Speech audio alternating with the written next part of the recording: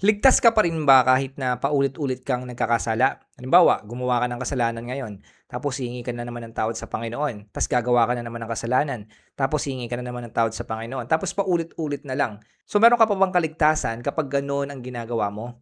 Ano nga ba ang katotohanan dito? Bilang pasimula, kailangan po malaman natin na ang kasalanan, ito po ay nasa lahat ng tao. So wala pong exempted dyan. Lahat po ng tao ay nagkakasala. Mapakristyano man yan or hindi, meron pa rin pong kasalanan ng tao. At hindi po nawala ang kasalanan simula po nung tinanggap natin yung ating Panginoong Sokristo bilang Lord and Savior ng buhay natin. So maaring tayo ay napawalang sala, pero hindi po sinabi ng Bible na tinanggal ang kasalanan sa atin. Meron pa rin po tayong sinful nature na nasa ating mga katawan. Kasi nga mga kapatid, hindi pa po tayo glorified body. Ang tanging tao lamang po na naging perpekto at walang kasalanan ay walang iba kundi yung ating Panginoong Jesucristo. So kailangan muna po nating mas maintindihan yon para po mas makita natin kung ano nga po ba talaga ang ibig sabihin ng kasalanan at pagkakasala. So mga kapatid, ito po yung mga alalahanin po natin patungkol po dyan sa tanong na yan. Kung tayo po ba ay ligtas pa rin kahit tayo ay ulit-ulit nagkakasala. So mga kapatid, ito po yung una na dapat nyong malaman. Lahat po tayong mga Kristiyano, meron pa rin po tayong laban. So ano pong ibig sabihin nun? Hindi pa po tayo glorified body, meron pa rin po tayong flesh o laman. So ibig sabihin po niyan, dahil meron pa rin po tayong sinful nature, makakagawa pa rin po tayo ng kasalanan. So kapag Kristiyano ka, tapos nakagawa ka ng kasalanan, normal lamang po yun mga kapatid, huwag po kayong mag-alala. Kasi mga kapatid, hindi po natin mape-perfecto yung buhay po natin sa mundo po na ito. Meron pa rin pong pagkakasala tayong magagawa. Ngayon mga kapatid, hindi porket nagkasala ka bilang isang Kristiyano, wala na yung kaligtasan mo. O kaya man hindi ka ligtas dahil nga nagkasala ka bilang mananampalataya. At hindi rin po porket kayo ay natutokso, kayo po ay nagkakasala. Tandaan niyo po mga kapatid, yung tukso mismo, hindi po yan kasalanan. Pero kapag natukso ka na, yun po yung kasalanan. Dahil yung ating Panginoong Sokristo mismo, dumaan din po siya sa tukso. Pero hindi po siya nahulog sa tukso ni Satanas. So mga kapatid, dahil nga meron pa rin pong kasalanan sa ating mga buhay, tanongin natin yung sarili natin, nakikipaglaban ba tayo sa kasalanan na yan? O komportable tayo sa kasalanan na yon? Magkaiba po yun mga kapatid. Kapag ikaw ay nagkakasala, normal lamang po yun at nilalabanan mo yun, nakikipaglaban ka sa mga kasalanan, yun po yung tama. Pero kung ikaw ay Kristiyano at nagkakasala ka at komportable ka doon sa kasalanan, yun po yung hindi tama mga kapatid. Maaring paulit-ulit yung kasalanan, pero kung ito ay paulit-ulit mo ring nilalabanan, ibig sabihin po nun mga kapatid, nasa tama kayong landas. Pero kung kayo ay nagkakasala at paulit-ulit ito, hindi kayo humihingi ng tawad sa Panginoon at parang komportable pa rin kayo, normal pa rin sa inyo yung kasalanan na yon, delikado po yun mga kapatid. Baka hindi po tunay yung repentance nyo o yung paghingi nyo ng tawad sa Panginoon. Wala pong masama mga kapatid na tayo ay humingi ng tawad sa Panginoon sa araw-araw. Kasi alam po ng Diyos, araw-araw tayo nagkakasala talaga. So ibig sabihin po niyan mga kapatid, kung alam mo na araw-araw ka nagkakasala at ulit-ulit ka nagkakasala, dapat araw-araw ka rin humingi ng tawad sa Panginoon. Kung titingnan nga po natin yung the Lord's Prayer o yung panalangin ng ating Panginoong Sokristo, kung titingnan niyo po yung pattern ng prayer doon, makikita niyo po doon na talagang pwedeng humingi ng kapatawaran sa araw-araw. Basahin po natin yung Matthew chapter 6 verse 11 to 12. Ang sabi po dito sa parte po na ito ng panalangin ng Panginoon, bigyan mo kami ng aming pagkain sa araw-araw at patawarin mo kami sa aming mga kasalanan tulad ng pagpapatawad namin sa mga nagkakasala sa amin. Kung titingnan niyo po yung detalye ng panalangin ng Panginoong Sokristo, ang sabi po doon, bigyan niyo po kami ng aming kakanin o pagkain sa araw-araw. Pero mga kapatid, mapapansin niyo po, hindi po naputol doon o hindi po period. Ang susunod po doon, ang sabi, at patawarin mo kami sa aming mga pagkakasala. So, ibig sabihin, magkasama po itong dalawa na ito. Bigyan mo kami ng aming kakanin sa araw-araw at patawarin kami sa lahat ng mga pagkakasala namin. So, ibig sabihin, kung papaano kang humihingi ng pagkain sa Diyos araw-araw, which is kailangan po yun ng inyong katawan, ganun din po sa paghingi natin ng tawad sa Diyos sa araw-araw. So, ibig sabihin, kailangan naman po yan ng ating mga espiritu. So, nakita po natin dito mga kapatid kung papaanong kailangan po natin ng pagkain sa araw-araw, kailangan din po natin na humingi ng tawad sa Diyos sa araw-araw. Nang sa ganun mga kapatid, mas malinis po tayo. Yan po yung tinatawag natin na sanctification. Kasi mga kapatid, araw-araw po tayong binabago ng Diyos. Araw-araw tayong nililinis ng Diyos. Kaya magpalinis po tayo. Kasi araw-araw tayong nadudumihan. Araw-araw may pagkakasala pa rin po tayo nagagawa. So, bilang mga Kristiyano, ang gawin po natin, patuloy po tayong humingi ng tawad sa Panginoon kung alam natin na nagkakasala tayo. Ngayon, kung alam mo na ikaw ay nagkakasala sa araw-araw at hindi ka pa humihingi ng tawad sa Panginoon, hindi po tama yon mga kapatid. Kaya araw-araw po tayong humingi ng tawad sa Panginoon kasi po may laban tayo sa araw-araw. Kailangan nyo rin po maintindihan yung bagay po na ito. Merong mga tao na nagkakasala at yan po yung mga Kristiyano. At meron naman mga tao na namumuhay sa kasalanan o makasalanan. Yan po yung hindi mga Kristiyano. So ang pagkakasala po nating mga Kristiyano, sabi ko nga, normal lamang po yun. Pero kung ikaw ay mamumuhay sa kasalanan at ikaw ay magiging makasalanan, wala ka sa kalooban ng Diyos. Dahil ayaw po ng Diyos ng kasalanan. At yung kasalanan, yan po yung magdadala sa mga tao sa impyerno. So kung ikaw ay mananampalataya ng Panginoong Kristo at nagkasala ka, dapat ang nararamdaman mo ay conviction ng Holy Spirit. Halimbawa, ginawa mo yung kasalanan na ito. Tapos, pagkatapos mong gawin yung kasalanan na yon, naramdaman mo o parang nalungkot ka sa ginawa mo. Kasi alam mo, mali yung ginawa mo. Alam mo yun sa sarili mo. Alam mo yun sa spirito mo. So parang yung pakiramdam ng konsensya. Parang nakonsensya ka sa ginawa mo. Pero mas mataas pa po doon.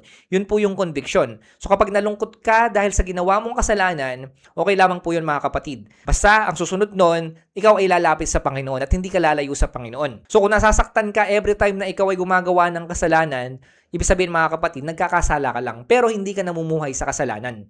Kung nagkakasala ka at bumabalik ka pa rin naman sa Diyos, halimbawa, nagkasala ka, bumalik ka sa Diyos, nagkasala ka ulit, bumalik ka sa Diyos, at kung patuloy kang bumabalik sa Diyos kahit nagkakasala ka, okay lamang po yan mga kapatid, tao po tayo. Nagkakamali po tayo, nagkakasala po tayo, pero ang mahalaga, dapat bumabalik tayo sa Diyos. Pero syempre mga kapatid, dapat sa pagbabalik natin sa Diyos, meron pagbabago. Hindi yung paulit-ulit lang na ganon. Dapat meron din po tayo nakikita na transformation. At yun po mga kapatid yung nagpapatunay na tayo ay talagang ligtas na. Meron tunay na pagbabago. Bagamat nagkakasala tayo, pero pilit nating binabago yung sarili natin at hinahayaan po natin na mamuhay tayo ng may kabanalan kahit nagkakasala tayo. So kung nagkakasala ka araw-araw at paulit-ulit kang gumagawa ng kasalanan at yung nasa puso't isipan mo, gusto mo naman magbago, okay lamang po yun mga kapatid. Ibig sabihin, meron kang puso na handa na isuko pa rin sa Panginoon yung mga pagkakasala mo. Yun nga lang, medyo nahihirapan ka. Medyo struggle ka pa rin talaga sa pagsuko sa kasalanan na yan. Okay lang po yan. Minsan nasa proseso po talaga yon. Halimbawa, nakasanayan mo yung kasalanan na yan, pero kung unti-unti mo naman siyang binabago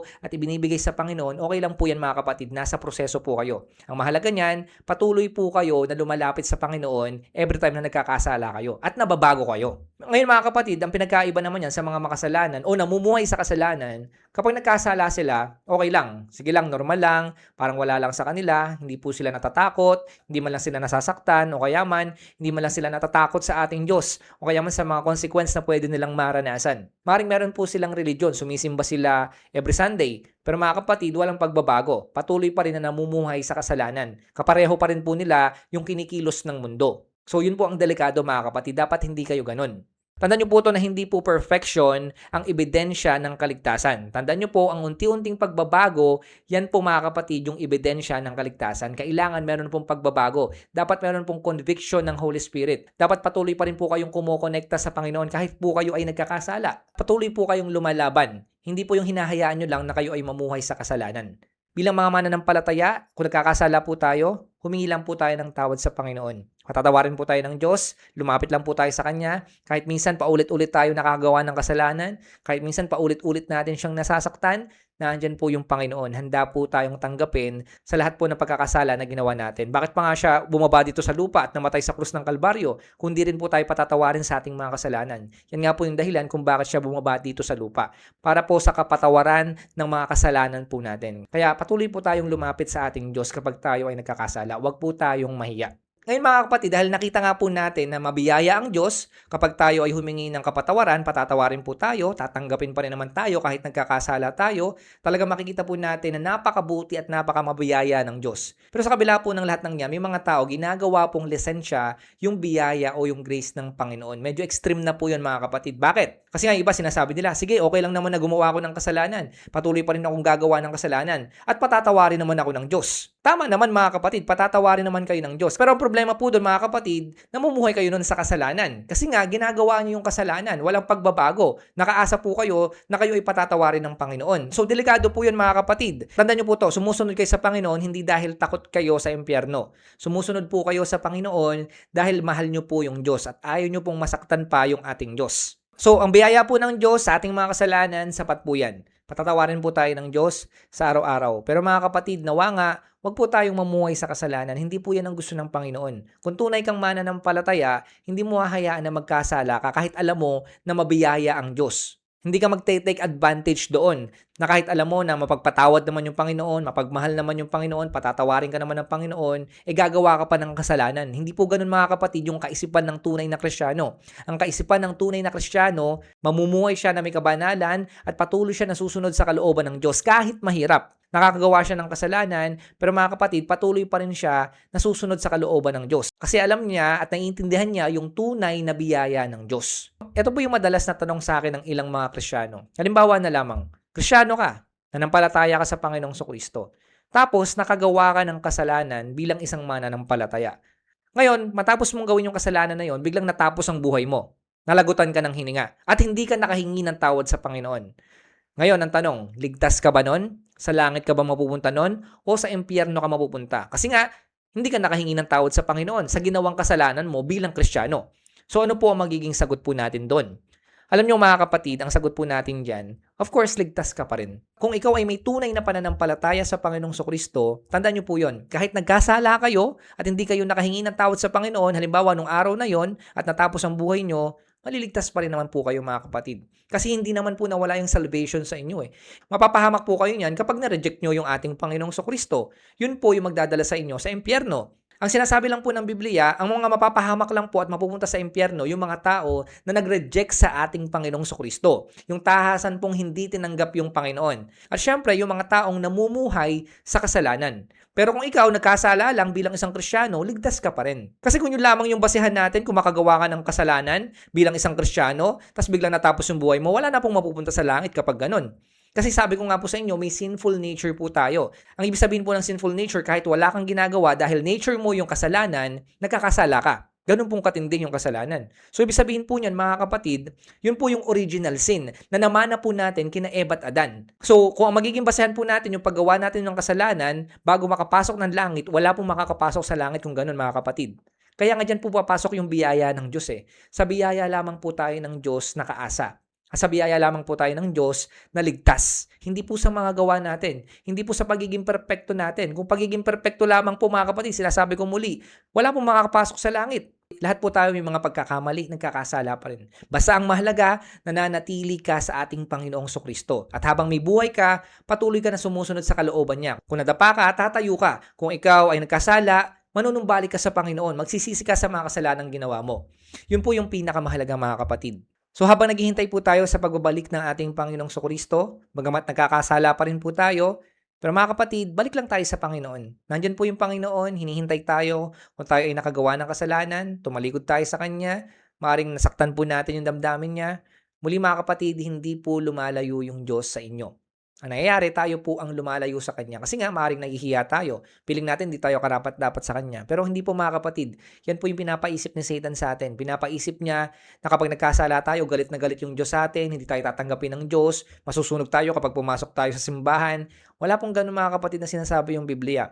Condemnation po yan ni Satan. Dapat mga kapatid, ang maramdaman po natin, every time bago tayo gumawa ng kasalanan, habang gumagawa tayo ng kasalanan, or pagkatapos natin gumawa ng kasalanan, ay yung biyaya ng Diyos. Na naandyan po yung Diyos, handa tayong patawarin. At yan po yung conviction ng Holy Spirit. Sasabihin sa'yo ng Holy Spirit na bagamat nagkasala ka, sige, tanggapin natin yon, may consequence din yan, pero mabiyaya ang Diyos. Naandyan ang Diyos, handa kang tanggapin at handa kang patawarin.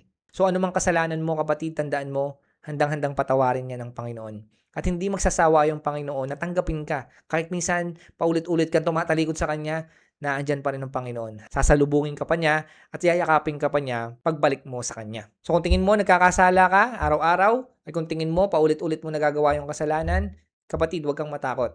Ang biyaya po ng Diyos ay sapat. At nandyan lamang po yung Diyos, handa kayong patawarin sa lahat ng kasalanang ginagawa niyong paulit-ulit.